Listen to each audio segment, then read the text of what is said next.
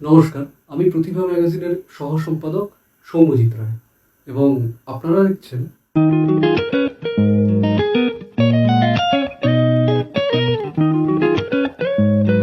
আজ আমাদের সঙ্গে রয়েছেন প্রখ্যাত সামাজিক ও রাজনৈতিক বিশেষজ্ঞ শ্রী অরিন্দম ব্যানার্জি।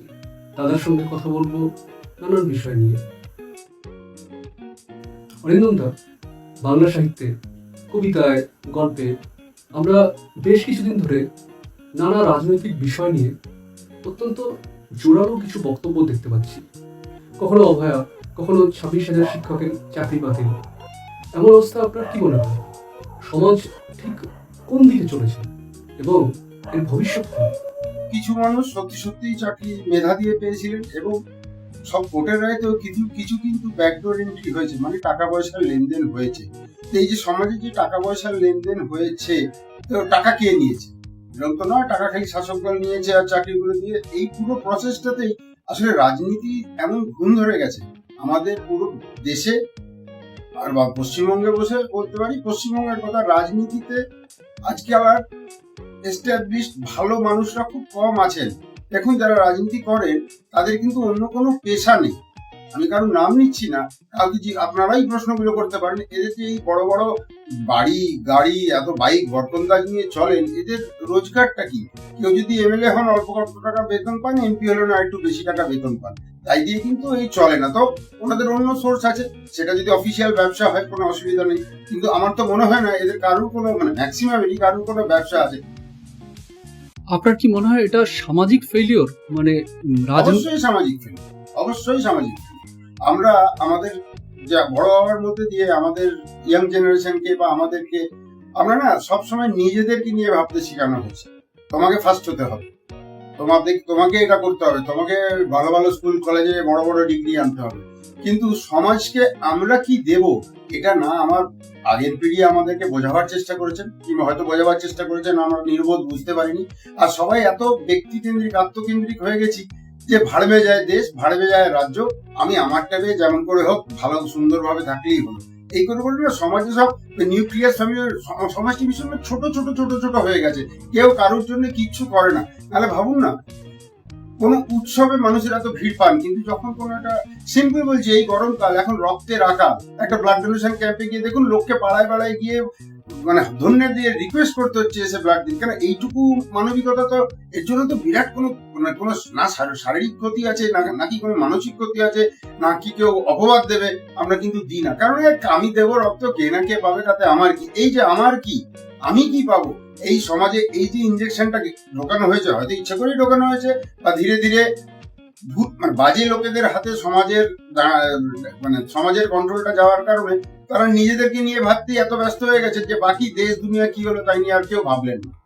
আপনার কি মনে হয় যৌথ পরিবার বা জয়েন্ট ফ্যামিলি থেকে ভেঙে ছোট ছোট পরিবার বা নিউক্লিয়ার ফ্যামিলিতে আমরা যে বিভক্ত হয়ে গেছি, তার থেকে এই অধঃপতনের সূত্রপাত হয়েছিল?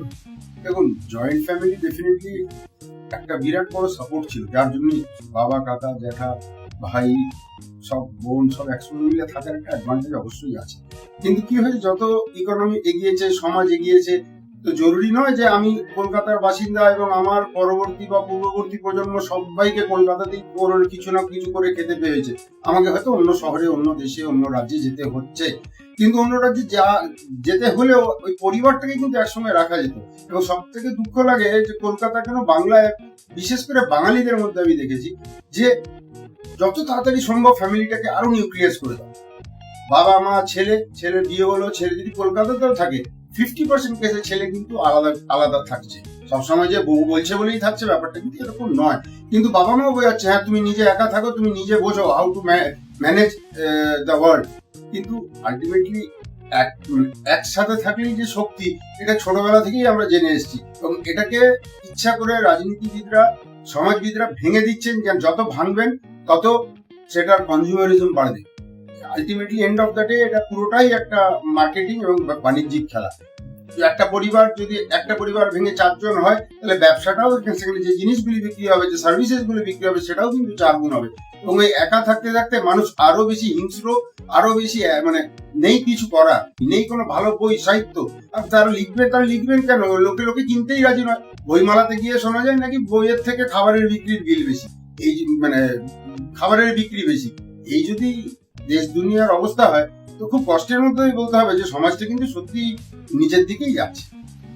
আমাদের দেশে, ভারতবর্ষে স্বাধীনতার পূর্বে বেশ কিছু বিপ্লবী মানুষেরা নিজের হাতে কলম তুলে নিয়েছিলেন ব্রিটিশ সাম্রাজ্যের বিরুদ্ধে লড়াই করার জন্য, স্বাধীনতা আনার জন্য, জনমত তৈরি করার জন্য।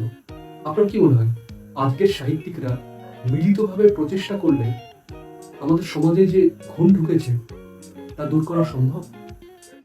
দেখুন, কলমের ধার সব তীব্রতর। বাংলাতে যারা 34 বছর শাসন করেছিল, তাদের যদি কলম লেখনী, ওদের একটা আলাদা ব্যাপার ডিপার্টমেন্ট ছিল। যেভাবে মানুষের মনে ওদের মতবাদটা ভুল ঠিক সেই তর্কে আমি যাচ্ছি না, কিন্তু আম জনতার অব্দি যে নাটক দেখতে চায়, যে নাটক, যে গণসঙ্গীত শুনতে চায়, যে গণসঙ্গীত যে করে, এটা কিন্তু এটা সিরিয়াসলি পারপাসফুলি এটা কিন্তু করা হতো। কিন্তু তারা যাওয়ার পর এখন যারা দল পাওয়ারে আছেন বা পাওয়ারে আসবেন করছেন, এদের কিন্তু এসব দিকে আর কিছু নেই। Because quality of politicians is deteriorated. তখন রাজনীতি কে করতেন? বিধানচন্দ্র রায়। তখন তাদের কাছে দেশ সেবা বা সেবাও যদি না বলি, ওইটা বাদ দিয়ে, নিজের প্রফেশনে বাদ দিয়ে যে এক্সট্রা সময়টা, সেটা পজিটিভলি কাজে লাগানো। আজকে তো দেখুন, এটার আরেক বড় প্রমাণ হলো আজকে পরিবারবাদ।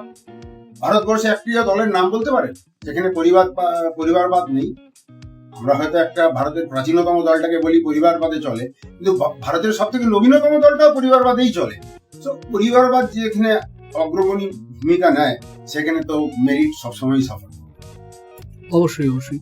আজকে দেখা যাচ্ছে 26,000-এর চাকরি গেল, শোনা যাচ্ছে 32,000-এর যাবে, এরপরে 65,000, এমন কিছু ফিগার শোনা যাচ্ছে।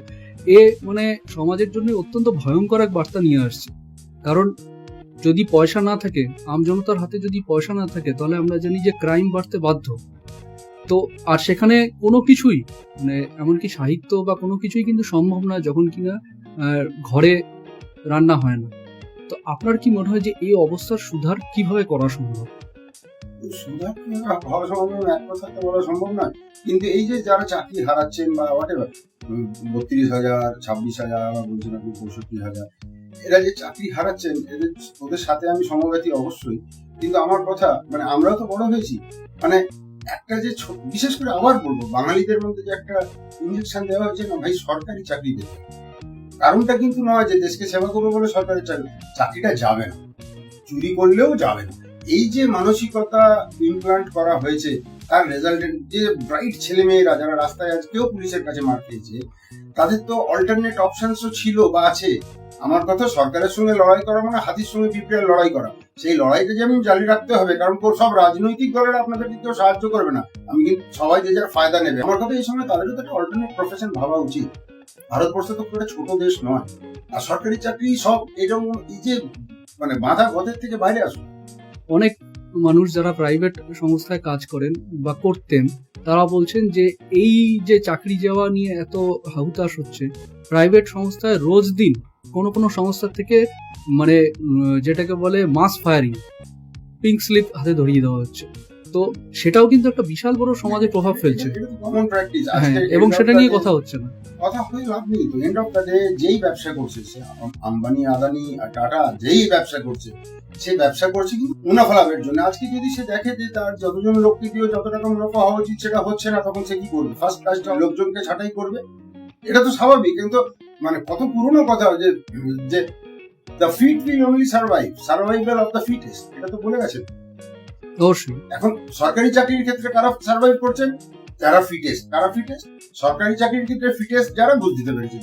আর বেসরকারিতে কারা ফিটেস্ট? যারা সত্যি হয়তো ভালো কাজ করেন বা বাকি অফিস রাজনীতিটা খুব সুন্দর করে বস বা XYZ কে ম্যানেজ করে চলতে পারে। So hiring and firing is something very common. আজকে আজকে অফিসে আমি যদি 4 দিন পর না যাই, আমাকেও তো আমার অফিসে আমার বস জিজ্ঞেস করবে আপনি কেন আসেননি, বা এরকম যদি পরপর 3 মাস ঘটে, আমাকে বলবে আপনি প্লিজ 3 মাস সময় দিচ্ছি, আপনি এটা খুঁজে দিন। এই নিয়ে তো কোনো মিডিয়া কেউ আন্দোলন করবে না। অবশ্যই। আমার শেষ প্রশ্ন, আপনার সামাজিক ও রাজনৈতিক বিশেষজ্ঞ হিসেবে এত বছরের অভিজ্ঞতা থেকে আপনার কি মনে হয় সমাজের কোন তিনটি দিকে মনোনিবেশ করলে আমাদের সমাজের দ্রুত উন্নতি হওয়া সম্ভব?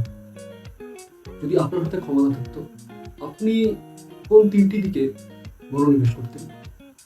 আমার মনে হয় যে ইয়াং জেনারেশন তাদেরকে প্রথমে এই র্যাট রেস, এই তুমি মনে নয় সবাই তোমার প্রতিদ্বন্দ্বী, এই মানসিকতা থেকে সরতে পারে। দুই, কোয়ালিটি সাহিত্য, কোয়ালিটি লিটারেচার, কবিতা, মুভি, এগুলোকে তাদেরকে প্রোভাইড করতে হবে। তাদেরকে তাদের পুরোনো দিনের গল্প কবিতা সেগুলো ছিল, হয়তো পড়তে এখনো ভালো লাগে, মতো করে তাদেরকে দিতে হবে।